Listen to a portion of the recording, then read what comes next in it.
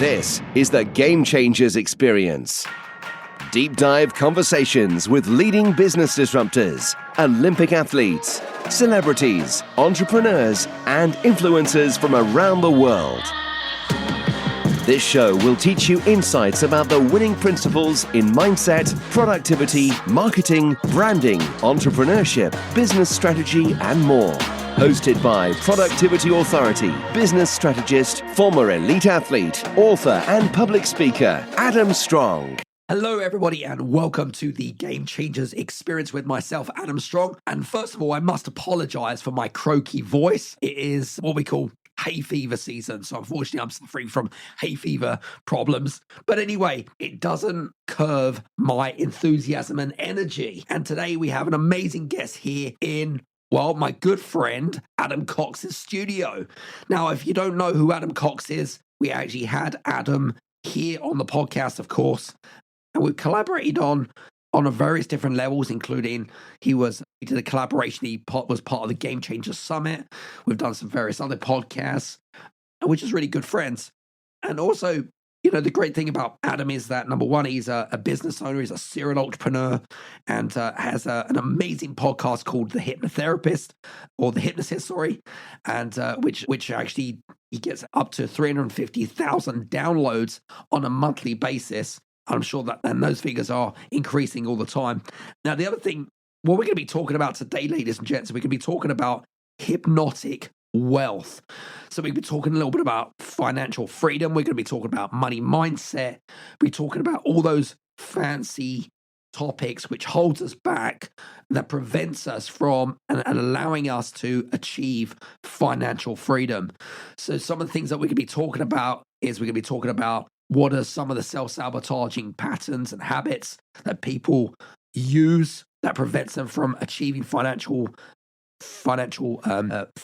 freedom.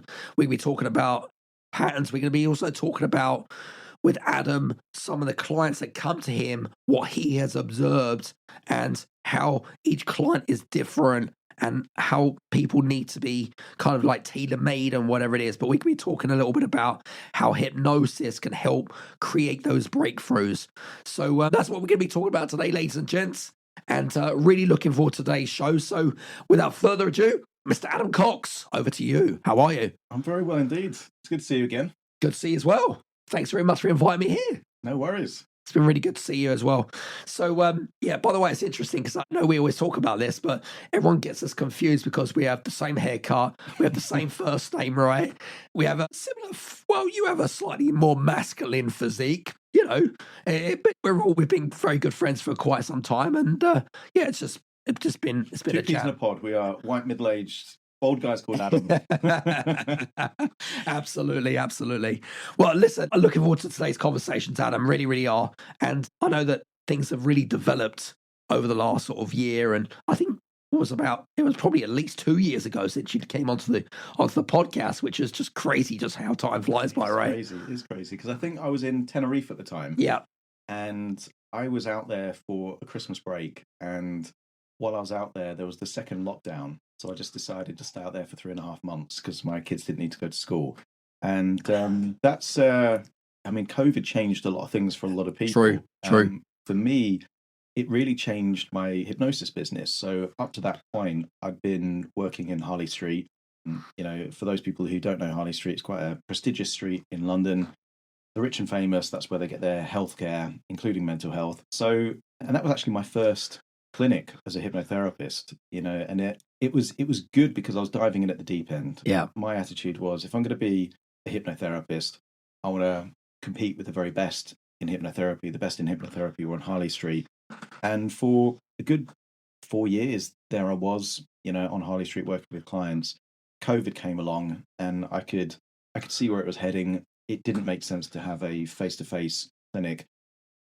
And now, like, almost all of my client sessions are remote. So I launched a podcast, as you said, The Hypnotist, because I knew that the time that I would save from not seeing face-to-face clients temporarily while a transition from a face-to-face therapist to an online therapist would give me the time to experiment with hypnotherapy.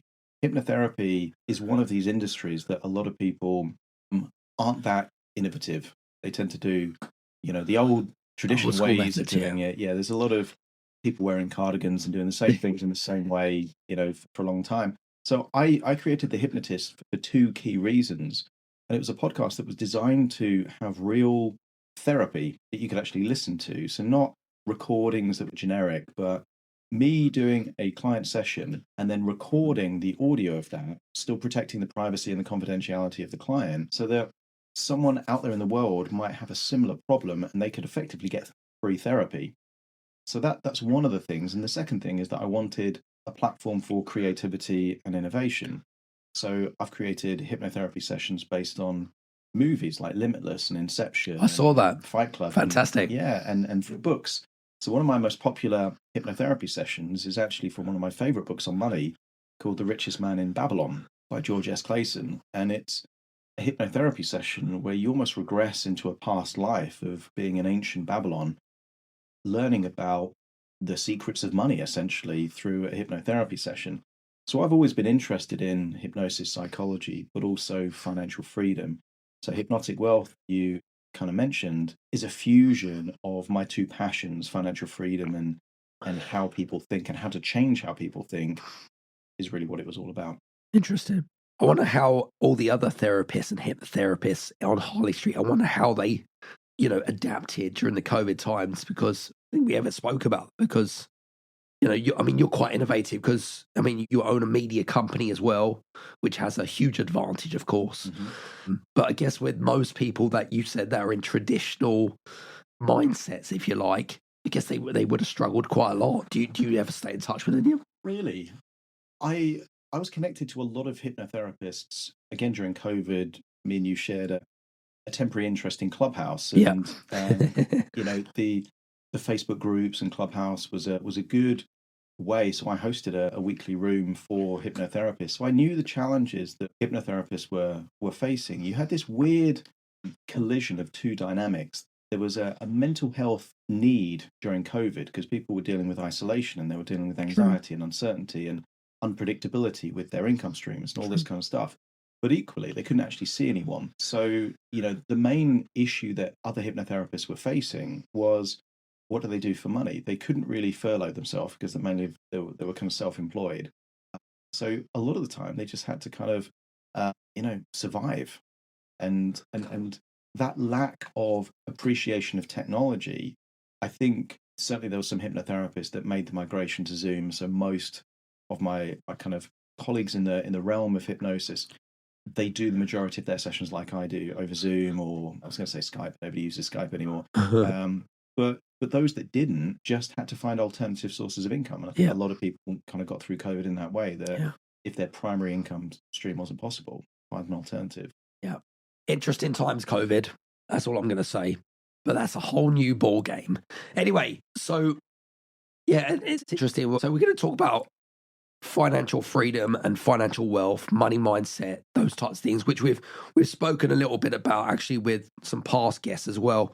But I know that what's going to be interesting about our conversations is that you're looking at it from a hypnosis perspective, and feel free to fill in the gap here. But also, I used to think, I don't, maybe this is true to some of our audience members, is that hypnosis is seen as a bit of a woo-woo type of thing, right? Well, why would I go to a hypnotherapist to fix my money mindset, right? Why would I go to a freaking counselor or something like that? What's your take on that? Yeah, I think it's an accurate representation. I think hypnotherapy is never at the top of anyone's list to do anything. True. If someone wants to quit smoking, they don't see a hypnotherapist first. If someone wants to deal with a drug issue, if they're overweight. So a hypnotherapist is the last on a very long list. And basically, people will see a hypnotherapist if they've tried everything, they've got no options left. What do they have to lose? But the interesting thing is that there's power in having no options left, if that makes sense. True. So as a hypnotherapist, I leverage that and I say, right, okay, what does life look like if you never quit smoking? What does it look like if you never get your weight in check? What does it look like if you spend the rest of your life being terrified of spiders? And that emotional leverage is quite useful to get them thinking about an alternative timeline, which is normally necessary for change. So I think one of the key things And it's all about competency. It's like anything. You've got incompetent and you've got competent, professionals in an industry. But a good hypnotherapist is only good, not if they do great sessions, but if they actually create changes in the life of the people that they're working with. True. And in most areas of life, people already know logically what is the right thing to do. Almost every smoker knows that if they continue to smoke, they're probably going to live 10, 20 years less than someone that doesn't. Everyone that's overweight already knows that if they exercise more and eat more salads, they're going to lose weight. They don't do it. So a hypnotherapist, a good hypnotherapist, actually is a catalyst for change, actual behavioral change. So that block or that thing that they know they should do, but they're not doing, they're actually able to do it. So I've worked with people that lifelong smokers, they quit smoking. Lifelong arachnophobes or fear of flying or fear of public speaking, they're then doing the thing they thought they couldn't do. People that have been struggling with their weight for decades, finally they get to lose the weight. So a good hypnotist is a stepping stone for change. They bring out the change within that individual. Where this links to money is quite important. So my background, probably similar to yours, I didn't grow up in a wealthy family. I didn't have a lot of privilege. So from that perspective, I had this desire, and I think a lot of desire sometimes comes from lack. So, my teenage years, I didn't have very much. So it's kind of like you want the thing you don't have. For boys particularly, there's a lot of status linked with material things like what you wear and the bike you cycle on and all this kind of stuff. So because I didn't have those things, I really kind of desired those things. And it made me quite entrepreneurial. So as a kind of teenager, I was doing like 5 paper rounds. I was not spending the money in the paper round. I'd go to a car boot sale, buy things, sell it for more.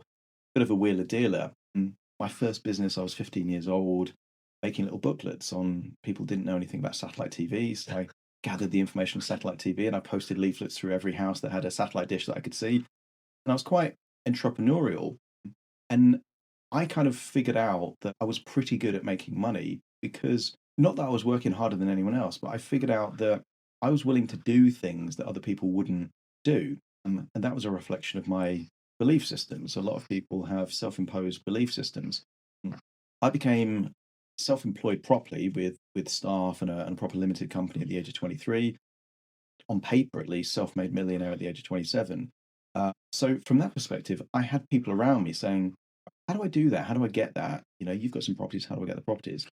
And I would tell them, I would literally give them exactly what I'm doing. I say, all right, I look for properties below market value, refinance as soon as you can, or I would invest in shares like this, and nothing would happen. So it got me thinking, it's kind of like knowledge is not the answer. It's got to be some kind of a block. And the block is mainly based around the emotion of fear. So, you could ask anyone that doesn't invest, why don't you invest? Going to be 2 reasons.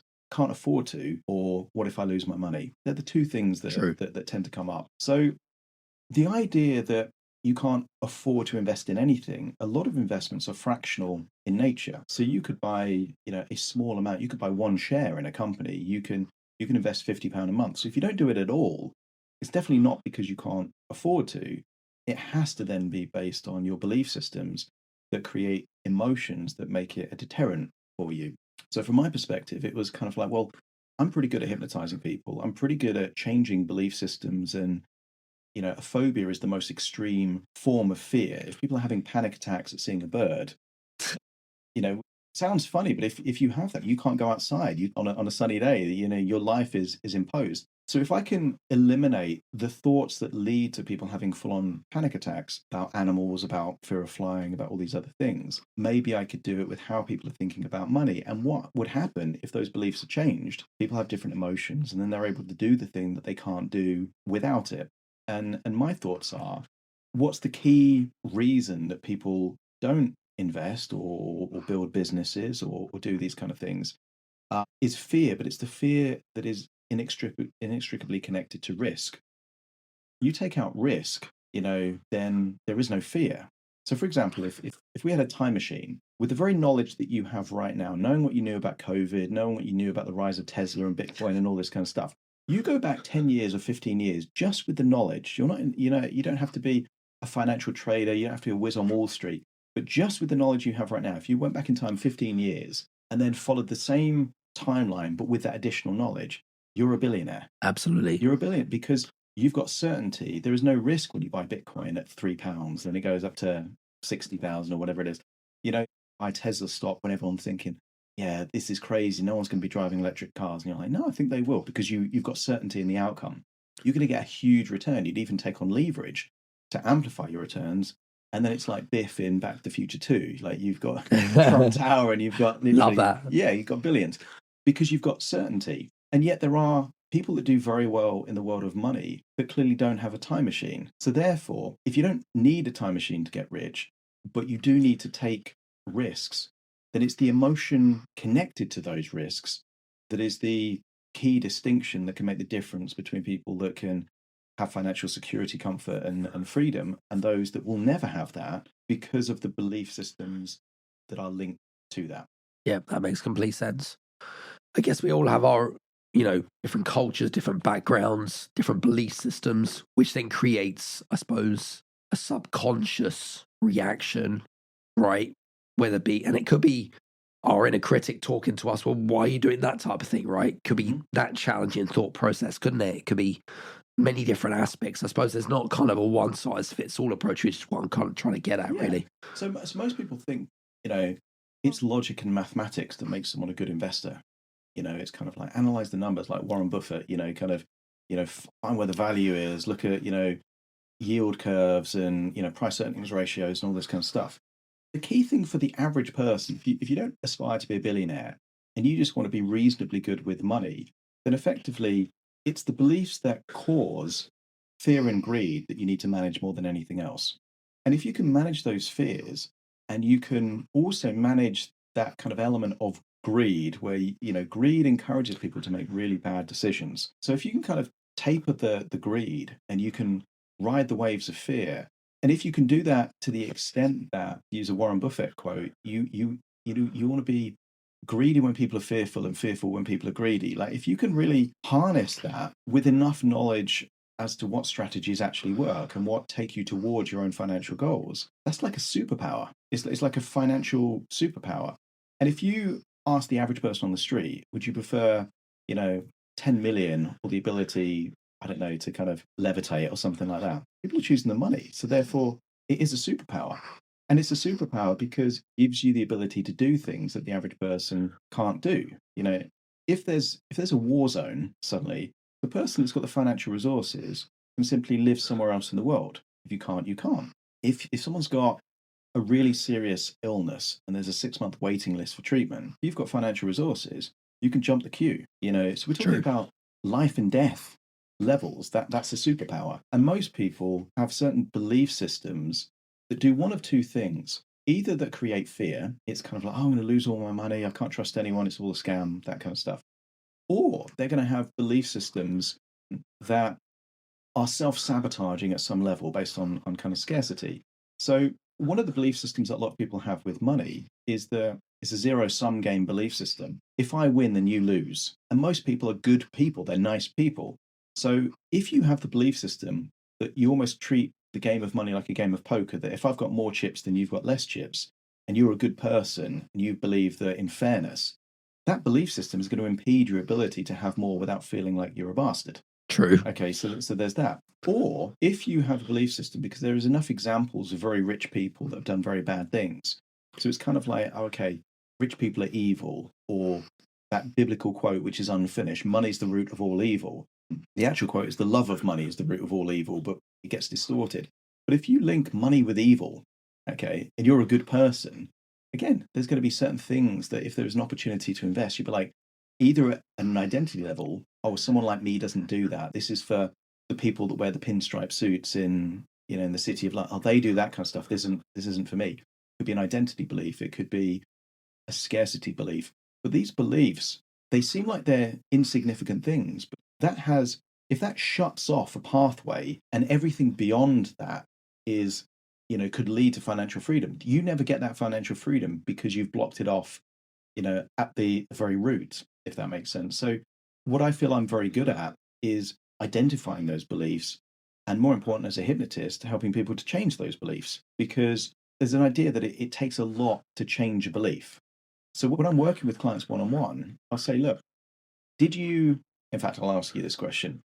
How excited were you when you were 4 or 5 years old and you thought Santa was going to deliver presents on Christmas Day? Ecstatic. Ecstatic, right? Was that emotion of ecstasy, excitement, genuine kind of, you can't sleep at night because Santa's going to come? Was that real emotion? Of course. Okay. Was the belief that that real emotion was built on real? Yes. Was it? Was Santa real? No, Santa wasn't real. I thought it was real, though. Yeah. That's what a belief is, a sense of certainty. So you had a real emotion based on a false belief. Yeah. And let's say you got to 7, 8 years old and you found out that Santa wasn't real. Okay. How difficult was it to get the excitement back?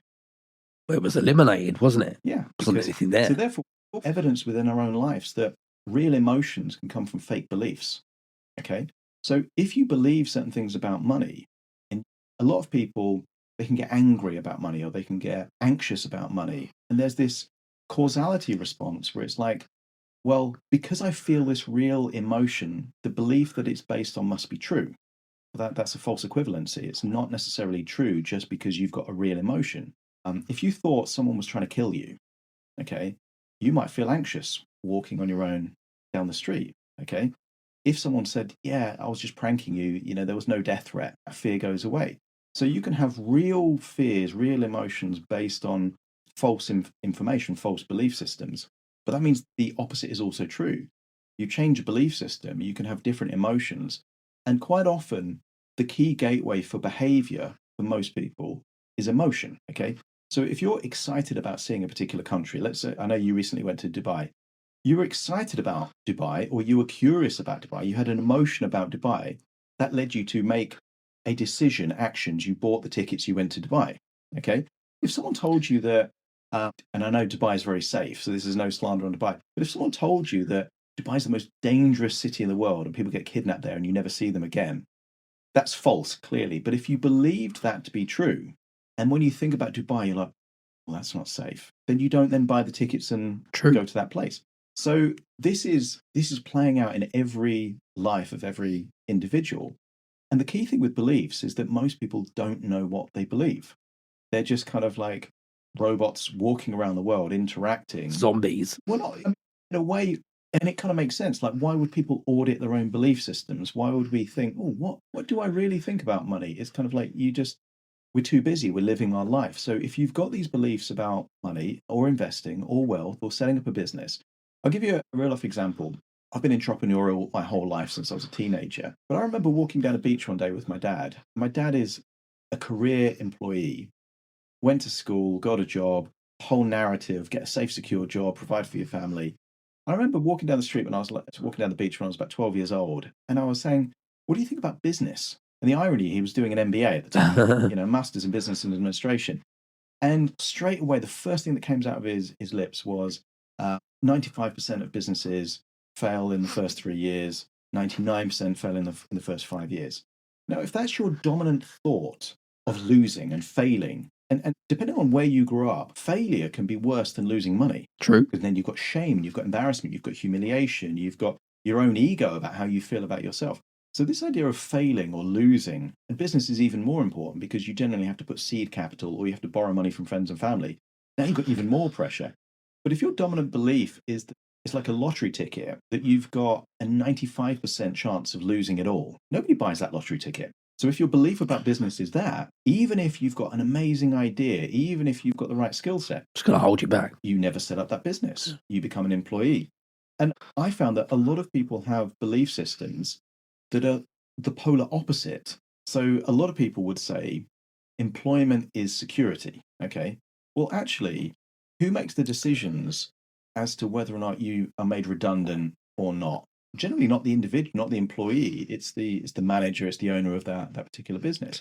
And we're seeing it in the tech sector. There are hundreds of thousands of layoffs right now, partly down to AI, partly down to the change in the sector. But if you're an employee at Facebook or you're an employee at Google and you thought you had a safe, secure job, and now you don't have a job at all, was it that secure? So a lot of the time, the belief systems that are linked to an emotion that is positive, like security, isn't even true. So if you can feel secure on a belief that isn't true, you can definitely feel anxious on a belief that isn't true. And what Hypnotic Wealth is all about is looking at how do you identify and change the belief systems? How do you make the game winnable? So I use this metaphor of experimentation. If I said, right, I love Monopoly. Do you play Monopoly? Absolutely. I love it. Let's have a 10 grand game of Monopoly. Whoever wins the 10 grand. Okay. Now, if you're really good at Monopoly and you understand the strategy and that kind of stuff, you might say, yeah, let's do it. Let's do it. Yeah. Okay. But let's say you've never played Monopoly at all, and I've played it a lot. You still take that 10 grand bet? Probably not. It'd be crazy to, because part of how you learn to play Monopoly is by figuring out what properties to buy and what properties not, and how to trade with other people. And, better to have hotels on one set than small amounts of houses on lots. And when you get more than 3 houses, you get a disproportionate return than if you've got 2. There's all these little things that you can only possibly pick up by playing the game. Business is like that. Investing is like that. You get good by making a few mistakes. But in the game of investing in business, if you start small and you lower your risk, you get the learning ability to kind of figure out how to play that game without costing too much other than time. So if you treat the game of money like a game, and it's kind of like, well, I'm not going to put everything in on kind of buying shares in Tesla or buying Ethereum or whatever. I'm going to learn how to play the game.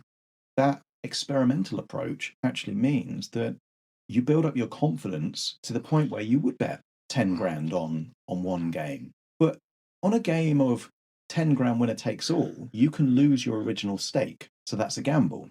Investing is like you buy a lottery ticket, but you keep your ticket forever until you choose to sell the ticket.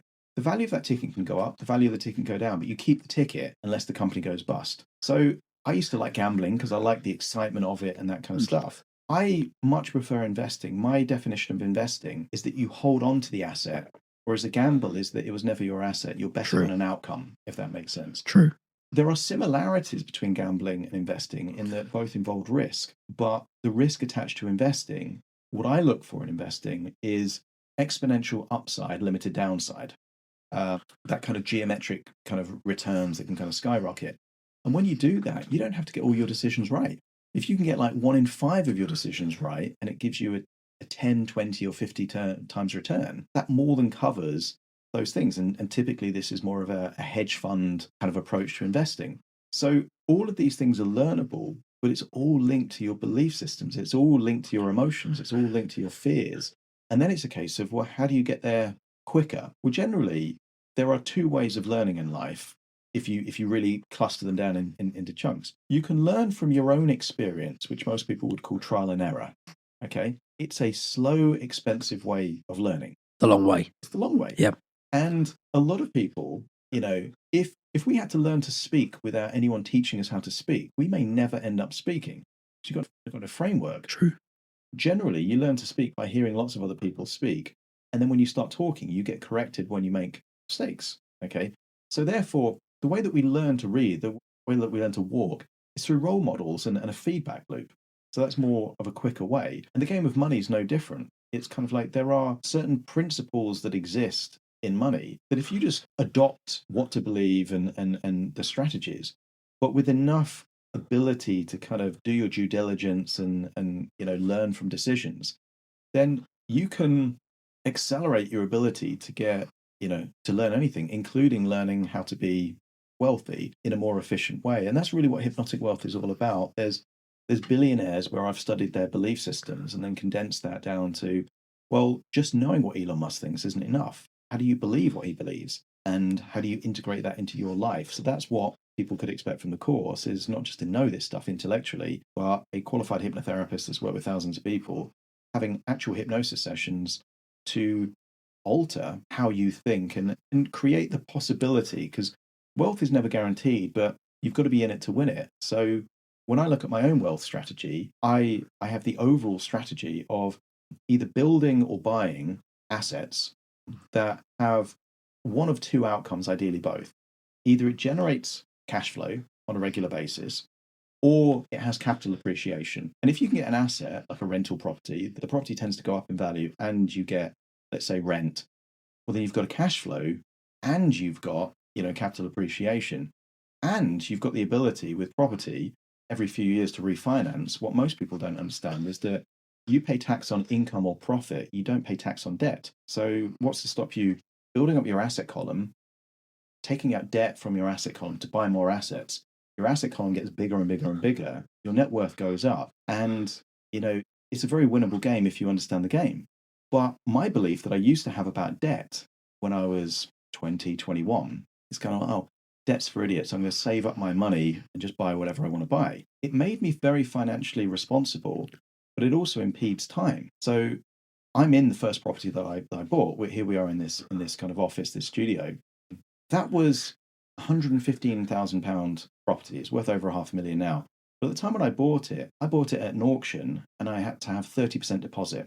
So I needed about 35 grand. I had 35 grand to do that. It's now worth $500,000. If I had to save up 115 to buy it at auction and buy it in cash, then one, by the time I've got the 115, the property is no longer worth for sale at 115. True. And so I've already missed the boat.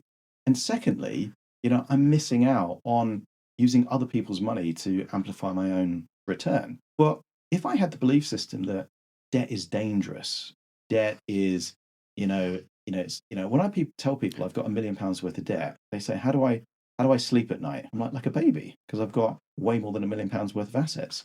And those assets are increasing in value and giving me a cash flow that covers the cost of my living. So it's like I sleep like a baby. When I think about people that their only source of income is their job, and that they could lose their job just because something happens in the economy, or I don't know, the owner of the company gets arrested or fraud or something like that, I'm wondering, how do you sleep at night? That's true. But the belief systems are inextricably linked to the emotions. And Hypnotic Wealth is really designed to give people the knowledge, the strategies, but more importantly, a way of thinking that makes the game winnable for them. So I'm not reliant on property doing well. I'm not reliant on shares doing well. I'm not reliant on my own businesses doing well. I'm not reliant on crypto doing well. But if any one of those things does well, my wealth goes up. Love it. Some good stuff there. Now, I know we're coming towards the end of our conversation, but it's been a real eye-opener to talk about money in a free way, because you've covered a lot of things in our brief conversation around it. And hopefully you guys that are listening in, because I was going to say, Adam's just brought out his new course called Hypnotic Wealth. So make sure that you check out the link below. There'll be some more information about what Hypnotic Wealth is and some of the breakthroughs that you can achieve when you go through the course and that kind of stuff. Feel free to check it out, because it's a brand new course just come out, didn't it? Yeah, literally it's a few days old, and this this is about 10 years in the making. Love it. It's a lot of content, a lot of personal experience in there, not just of my own stuff, but on the course you'll see me actually working with about 10 or 11 different people that had all different kind of things. Like one person grew up in a household where their siblings would spend their money, so they were kind of trained to spend their money as soon as they had it, or people that felt guilty about making money because, so all these emotions, we're talking about real stuff with real people, all condensed into this course. And there's a bonus connected to the course at this point in time. So I offer wealth coaching. So in addition to all of the hypnosis, like over 30 hours worth of content, for the first people that buy the course, they would also get a 90-minute wealth coaching session with me. So we can then look at the strategy, we can look at the mindset, we can look at those blocks. So even if you don't continue to work with me, you know what it is that you can work on to change. Love it, love it, love it. All right, guys, listen, I hope you've enjoyed today's episode on the Game Changers Experience. And well, from me and Adam, thanks so much for being on the show today, Adam. Really appreciate it. Thank you. And it's been a great show. And hopefully you guys can come back onto the show and I'll be less croaky, of course. Anyway, from me and Adam, thanks very much for listening in and we'll speak to you soon. Take care and have a good one. Cheers. Bye.